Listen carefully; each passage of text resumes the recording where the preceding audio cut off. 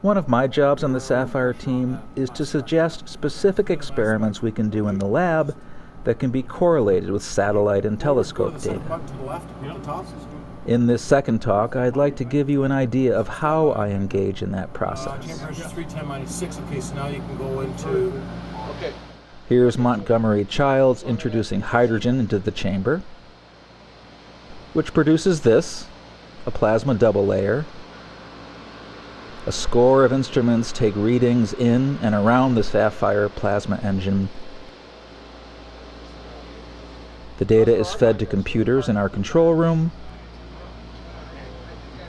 where it is collected, synchronized, and cataloged, to be later analyzed and used in writing papers. These are pages from one of Lowell Morgan's papers and pages from one of Montgomery Childs' papers.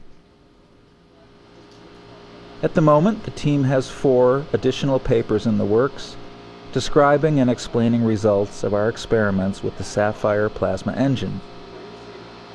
SAFIRE's mandate is to generate and record events and to collect, analyze, and disseminate data. We want to bring it up to 3 Tor. To this end, SAFIRE has a core team, a review board, and special consultants. Everyone is constantly on watch to maintain a clear demarcation between the theoretical and the empirical, and to make sure SAFIRE adheres to the strictest discipline in experimentation and data recording.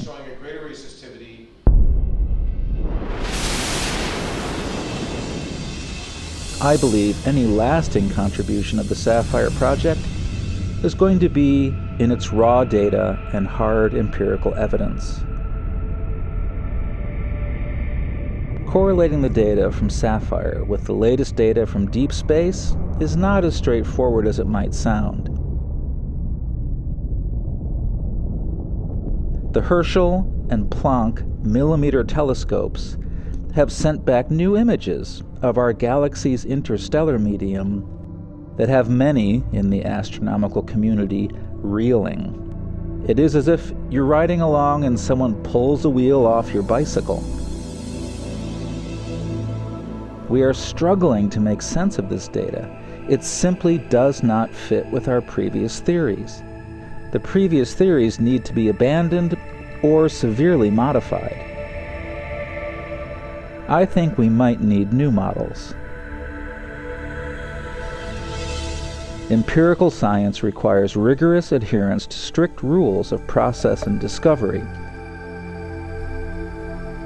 Developing new models requires a certain freedom of thought, imagination, even speculation, or going deeply into other disciplines to help spark some new insight.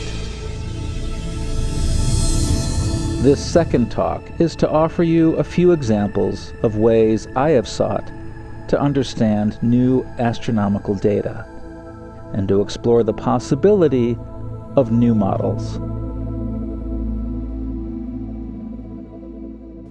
We are at a very exciting time in astronomy. If all goes well, our children's children will say things like, "Oh, I wish I was there at the beginning of the 21st century when astronomy was being rewritten. What was that like?" Many of astronomers' pet theories like dark matter and black holes are headed for the dustbins. And this is partly because of new data coming back from the interstellar medium, from the Herschel and Planck telescopes. As we collect more and more data from ever more awesome telescopes, there's a notable confusion if we are looking at biological images or astronomical images. One of these is a micrograph of a cell. One of these is new data from the interstellar medium. Same. One from the interstellar medium, one from the world of cells. Same thing, interstellar medium, world of cells. This is my favorite. 2 of those are from the world of biology, 2 are views of something going on in our galaxy. So this is not an accident that they look the same, and it's not an artifact of our instruments. The reason these two worlds look so similar is because in many ways they are similar. We live in a living universe. The cosmology that we grew up with is dead. And I don't mean dead as in over with. I mean it only talks about dead things. Stars are supposedly dead. Galaxies are supposedly dead.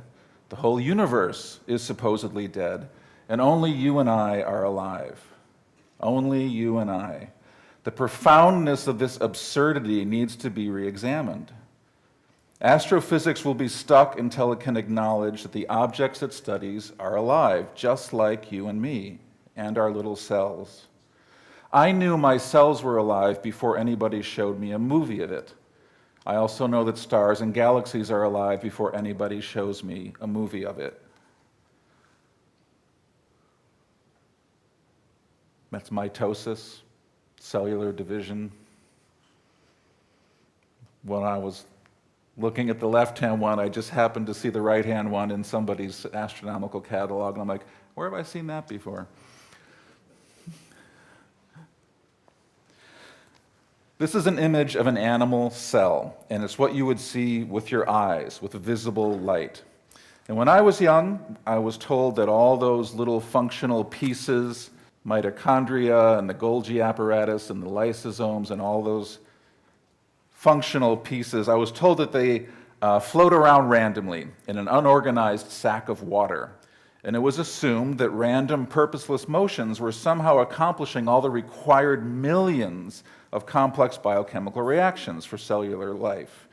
For example, if new amino acids came in from the right-hand side of the cell, but they were needed on the left-hand side to do something, that somehow they would just meander over to where they are needed. And it was actually known that random diffusion was about 1 million times too slow to account for the speed of biochemical reactions, but it was forbidden to propose any model where the cell actually knew what it was doing and why it was doing it.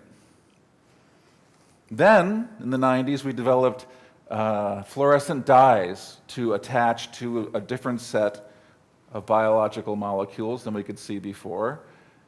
And that's what the cell looked like.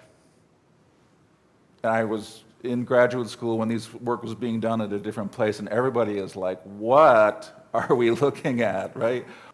And then after just a few years of research, we uncovered that these different filaments on the right-hand side, they're actually holding together all the pieces of the cell and moving all the pieces of the cell around. And by watching further, we could see that raw materials like amino acids or whatnot, when they're brought into the cells, they're packaged together and they are brought to where they are needed by the cell. And so this is an example, computer animation. But I remember vividly when we started to see the movies that this is based upon, the data, and it just changed everything about how we understand how cells work. So in other words, the entire description of life at the cellular level was turned on its head, and what was assumed to be random and purposeless, we could now see was a carefully orchestrated and purposeful activity. And just to be clear, the old view that cells could function through random motions of molecules, that theory was never proven, and in fact, all the evidence we had said that it couldn't actually work. But the random model was vigorously defended for years since, well, it's assumed we live in a random, purposeless universe. And it took the invention of new microscopic techniques for the diffusion model to be proven false. In other words, we had to see it with our own eyes. Now, we can only build models from what we see. And for example, if we could only see our bones, so say we couldn't see our viscera or our muscles, then we would say things like, oh, there's a lot of empty space in the human body. And we would say that the bones move around because of random air currents and crashing into other bones. But if we can see muscles, then we can develop models where we say that the bones are being moved by the muscles for the purpose of moving the body about. This is an image that we're all familiar with. It's what we see with our eyes when we point a telescope at the night sky. We see one point of light, then a lot of empty space, and then another point of light, and a lot more empty space. And since this is all that we saw, modern astronomy built its models upon this picture. I recall one assignment in school where we had to take the known distances between stars and the known sizes of stars, and we had to prove that it was impossible that two stars could ever come close enough to touch each other. And I used to hate those assignments where you had to prove we live in a disconnected universe. And you still hear this way of talking.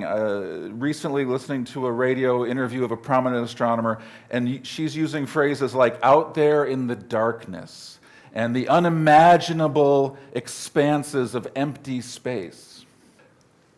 Let's look at the similar region of the sky, but with the new data that we're getting back from the telescopes. So it seems like we have a complete reversal. The new data is showing us that most, if not all, stars are connected to other stars, and that a lonely, disconnected star must be more the exception than the rule. All of modern astronomy was built upon the left-hand image of disconnection, and we can only create models from what we can see. And now our current model needs to be amended, and the rewriting is taking place right now, which is very exciting. So what are we looking at with those filaments? It's important to say that we don't know. No one really knows. This is new data, and like any other data we get from any telescope, it's partial. It's only showing us a narrow slit of what's really out there. Now, that being said, we are pretty confident that these filaments are made of silicates, dust silicates, finely powdered rock. But we also see large quantities of hydrocarbons, sugars, and amino acids. Right, hydrocarbons, sugars, amino acids. Up until a few years ago, these substances were thought to only be found on the surface of our little disconnected Earth, right? So what are they doing up there connecting billions of stars in a galaxy? Many publications you read refer to the filaments as regions of star formation. That might be true, but that description assumes that the ultimate goal of any matter in a galaxy is the creation of what we call a star. Saying that these are stellar nurseries assumes that the filaments are there for the stars, but maybe the stars are there for the filaments.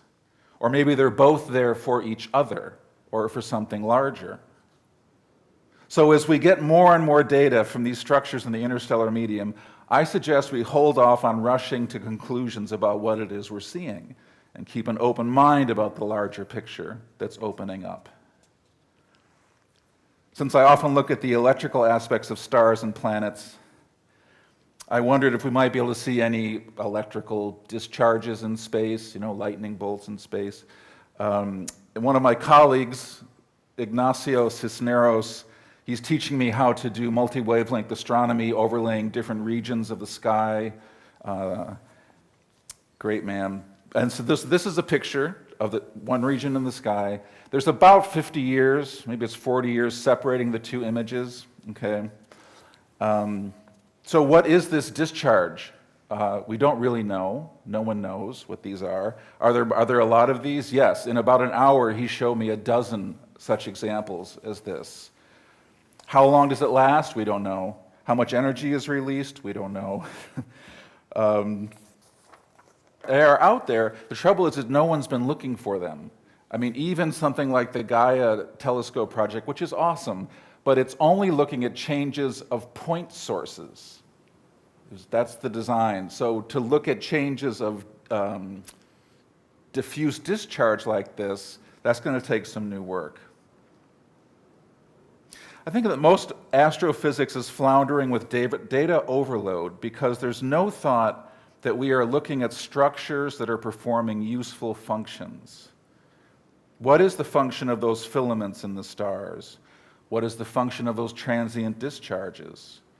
More data will not necessarily help if we're not asking the right questions. think that modern cosmology took an unfortunate turn several hundred years ago by denying or ignoring the question of function or purpose in the larger cosmos. Biologists recognized the principle that form follows function. So why do astrophysicists not recognize this principle? Why are astrophysicists not asking this question? The idea that life or intelligence would be attached to a planet or a star was too much for our consciousness, so we denied its possibility. There was never any evidence to substantiate that denial. And I don't need to tell the people in this room that denying a star could be alive is a misuse of the scientific method.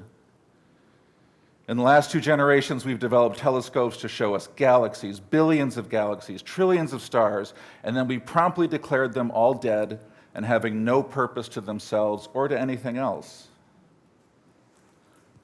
I would propose that that blindness of ours can in a large part be explained by the limitations of our perceptions. Each of us, each person on Earth lives for about 80 years and can only directly perceive several miles of his or her surroundings. Galaxies exist for tens of billions of years and are so large that it takes light 100,000 years to go from one side to the other. So what can we possibly directly perceive about a galaxy, given this almost unfathomable difference in our duration and size? If you work through the numbers, each of us stands in relation to our galaxy as a single electron stands to your body. So imagine that each of us is an electron within a molecule, within a blood cell, somewhere in a human body. And further imagine that your whole electron life comes and goes in a millionth of a second. I lost page 10. Interesting. It's the universe wanting you to improvise. So each of our lives goes, our whole life, my whole life, millionth of a second in this analogy I'm creating. And then all of human history, all of known history would pass by in a thousandth of a millionth of a second, right? So what do you think such electron astronomers as us in that scenario would be able to directly perceive about the human body? I'm not saying that the electron astronomers would get the physics wrong. I'm saying, would they understand what they're seeing? So we astronomers are handicapped in just such a way when we try to study stars and galaxies. We live in a world that is part of a much larger world, that is itself part of an even larger world, and we have within us smaller worlds made of still smaller worlds. And to know these worlds as they appear to themselves requires that we change our perceptions and probably also change the quality of our emotions. When I make an effort to directly perceive the sun or the earth, I notice a subtle shift, whether I'm in a place of gratitude towards the sun and the earth.